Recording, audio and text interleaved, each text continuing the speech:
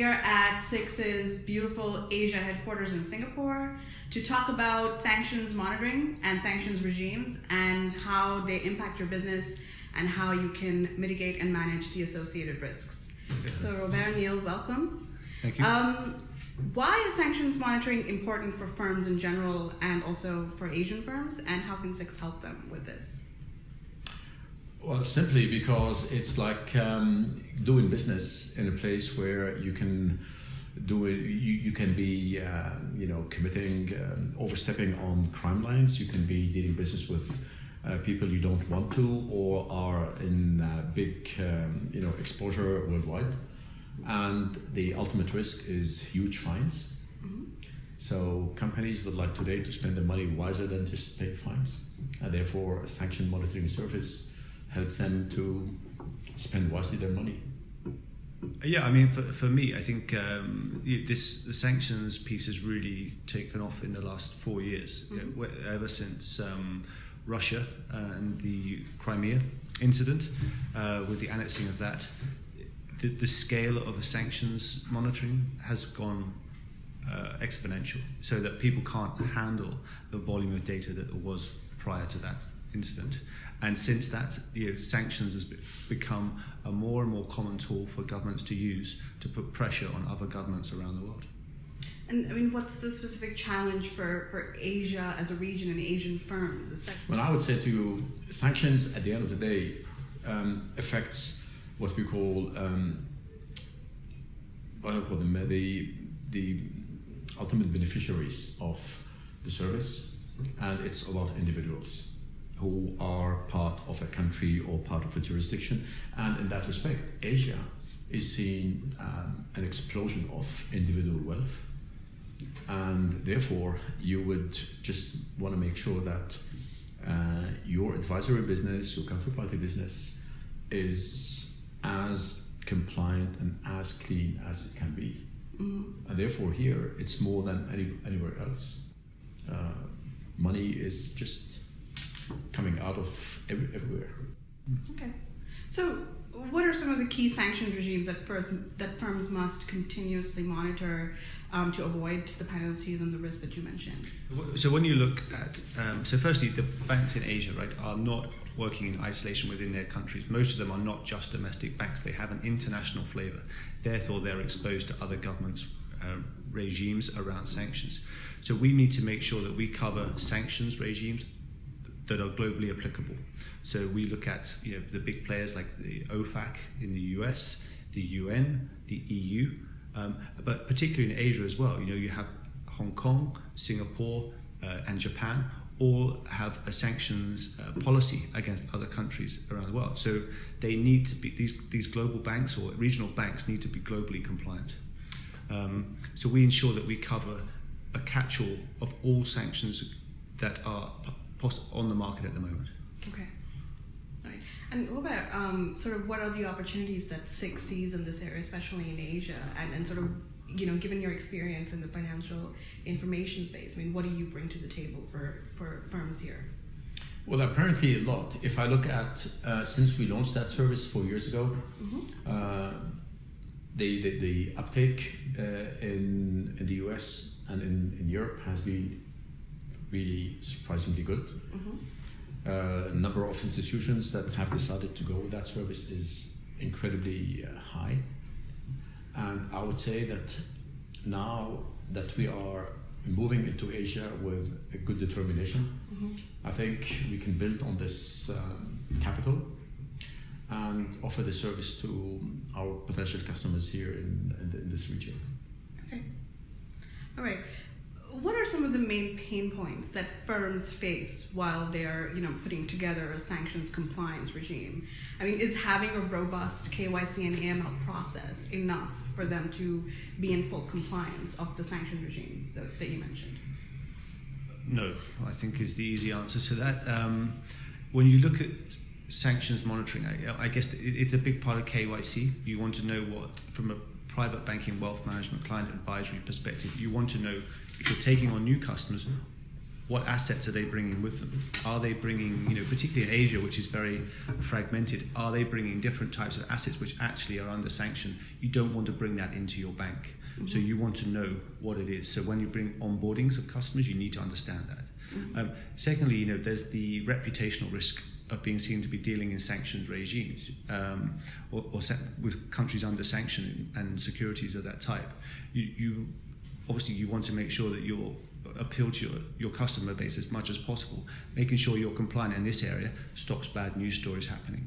But I think more importantly than that, the appetite from the banks to be compliant. They don't want to, if you look at it from a social perspective, they don't want to be investing in these securities. They want to make sure they're compliant so that they can drive economies in the right way, with good compliance and good governance across what they're trying to do. Can I add something here? Because you mentioned KYC and AML. KYC and AML are processes that happen at a client onboarding. Mm-hmm. So it's a snapshot at the beginning. The service we have is what we call a continuous monitoring service. Yes. Which means we do KYC AML at the beginning, but then this is continuously monitored. Mm-hmm. And this is important because sanctioned countries and beneficial owners are becoming more and more clever.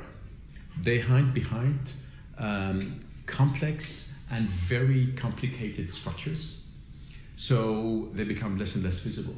Okay. And therefore you would need a lot of data crunching, a lot of search, a lot of cross-referencing of the underlying assets, services, instruments to find that out. So really the challenge here, the pain point is, if you as one bank or one company would like to do that, you would need to invest a lot of time in data management, data search, data acquisition, and all that stuff. And therefore we think that in our, this is our job, this is our DNA. So we offer the service as an ongoing process, not just as a snapshot. Right. Yeah, no, and I think that segues really well into my next question, which is, what are some of the pitfalls around data quality and data management that Asian firms, as you mentioned, that there's been sort of an explosion of the kind of maybe PEPs and beneficial owners that firms need to continue to track on whether or not they're on sanctions list. So what are some of the pitfalls around that area for this region, and how do you, maybe you can talk a little bit about how your service helps firms navigate those pitfalls? Well, it starts with the root cause of our business, which is data aggregation. Right? So we collect data directly from exchanges all across Asia. Anybody who wants to do that, if a bank wants to do that, that's where they have to start, is collecting the data. And in order to understand the link between the domicile, the entity, and any securities which they're issuing. SIX has the capacity to do that, and that's part of our core business. Really what we're trying to do with sanctions is to bring our expertise on our data side and having good quality data, then applying the rule sets which are issued by people like OFAC, the UN, to that data set. And there's not many organizations in the world that have the data that linked in a way that we do that can provide that value. So by adding those rule sets by some people, a group of people within SIX, they are able to apply this list of sanctioned securities by partly by research, you say by uncovering the subterfuge which goes on in this space, but also by ensuring that the good quality data is there, so that we know when entities are onboarding, that we cover all of the listings which are being issued by those organizations. Additionally to that, then we can use that data and our knowledge by partnering with other companies who have expertise around ownership data. We can combine those two offerings within our own skills to look at the beneficial ownership piece. So if people are in a sanctioned country and they're looking to invest in, or they have investments outside of that domicile, we can track that as well. So you know that you get a complete list of what securities are under sanction. But it takes good data and quality data to be able to get that result. Otherwise, you end up with a lot of false data, and that creates stuff like false positives, which takes ages for the banks to understand and then go trawling for that. Can I'll get back to your point about the Asian aspect of the whole thing. We used to do what we did for Europe, US, Latin America. the Asian angle is simply, if I may use the word simply, adding a fourth element to the complex story. And here the economy is booming, is growing faster than other places, which means that there will be more companies, more securities, more wealth, more individuals. And also the economy is becoming more global. So that means that the good old days where Europeans invest in Europe, Americans in the US, and Asians in Asia is gone. Now it's all over the place. Yeah. And therefore, I think the Asian angle is for us a challenge, but at the same time, maybe a good opportunity to build on what we have done, extend it, and prove to ourselves that we do have a scalable solution and we can track the growth of the global economy in that perspective. Okay. Today, data source owners do want to know the use cases completely at the end of the chain around how the data is used, what purpose for, and we do track this end-to-end compliance and data. And that is one of the driver behind us being able to also do this monitoring services on the sanctions, because we do track this. We do currently have more than 30 million securities in our database with all DNA of the companies, so what we call reference data. And that is for us a solid base to provide accurate data. You see, the whole story about sanction is to provide right data, right information. We cannot get it wrong. We can't provide an investor with an information on a sanctioned entity or beneficial owner and this must not be wrong. It has to be right. Yeah. So for us, important. This is, as Neil said, this is our DNA. Data, compliance, end-to-end is in our DNA. So going forward, where do you see the sanctions and the AML monitoring regulatory regime in the next 3 to 5 years, and what role will Asia play in this sort of side of your business? So let me start by saying, and I'll hand over to Neil because that's why he's here for us, and he's here to develop our business in Asia. We have decided to build a global business out of our financial information, which is primarily today European based, and Asia is a focus point for us.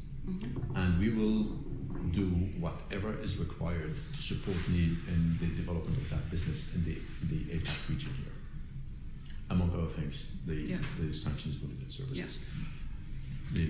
Yeah, I think so. SIX really want to grow in Asia in the regulatory space. Obviously, we're working around the sanctions area a lot because it's one of those services where there's an immediate need. Not just now, but I think you could, as you say, 3 to 5 years.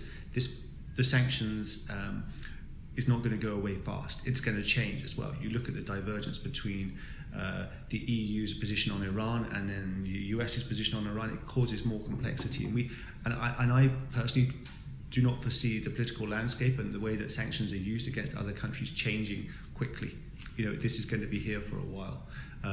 It may evolve. They may bring back the levels of sanctions, but it may even grow. Okay. You look at Venezuela, for example, which is a recent addition. SIX is well placed because though we are a European-based data company, we have been servicing global banks out of Europe and in Asia for a long time. We've been in an office here for over 20 years. We support some of the largest banks in the world who run their Asia business purely on not purely, but mainly on SIX data. So we really want to take that regulatory services, sanction services to the Asian market now, and make our services available to more regional banks. But to your question about is sanctions going to be going? It's going to be. I think it will be at least maintained the levels of complexity. it's always up to the governments to decide how they're going to use that as a tool. But SIX has the data and the infrastructure there to support it.